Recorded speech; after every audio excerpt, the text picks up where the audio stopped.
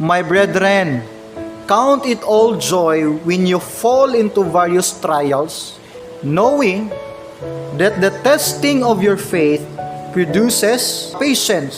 Ang challenges karon sa imong kinabuhi, gidevelop sa Dios ang imong pasensya para asa man gamiton ang payong. Naitulo ka butang magamit ang payong sa ulan. Number 1, dili ka mabasa. Number 2, magkabilin kang ligon, taliwala sa ulan, tungod kay nakay payong. Number 3, makapadayon ka sa imong paglakaw sa imong direksyon, tungod kay naakay payong, bisan pagtaliwala sa ulan. Ang payong, mo ni imong pasensya. Ang ulan, mo ni mga challenges sa atong life. Once bit-bit ni mo imong patience, dili ka basta-basta matandog sa problema. Dili ka basta-basta mo discourage sa problema.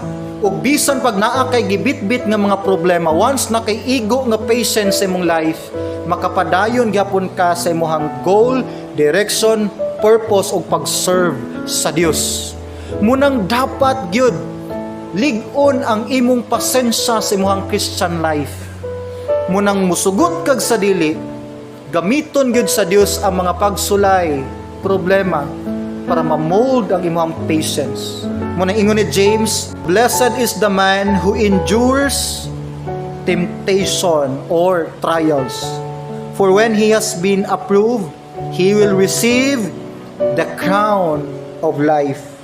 Bulahan, malipayon, bless ang tao nga makalahutay sa mga pagsulay. Unsa man nga klase nga blessing ang gisaad sa Dios? Pila na ko katuig nagsigig extend sa akong patience. Pila na ko katuig sigig struggle ani akong problema, pero nagpabilin nga pugog serve sa Dios, ampo sa Dios, tuo sa Dios, pero unsa man ning gisaad niyang blessing? Pila ka milyon ka mga Christians gipang persecute, pag-extend sa ilang patience, sa ilang faith, asa man ang blessing? Basahi galig suon, you will receive the crown of life. Ang koronas kinabuhi one day didto sa eternity. Sa kunang gingon, wala patas promised land, napatas wilderness. Ang saad to as promised land, wala nining wilderness, dapit sa kamingawan.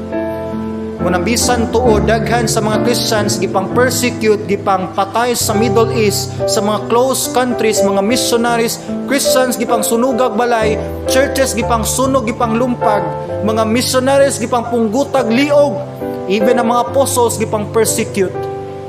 Nag-extend sila sa ilang patience, sa ilang faith, pero ang saad sa Dios wala dinhi sa yuta. Amen. Tua puhon didto sa langit. Munang ingon ang Bible, inata imong pasensya. Kay kung wa kay pasensya nga tao, wa kay i-expect dito nga ganti sa eternity.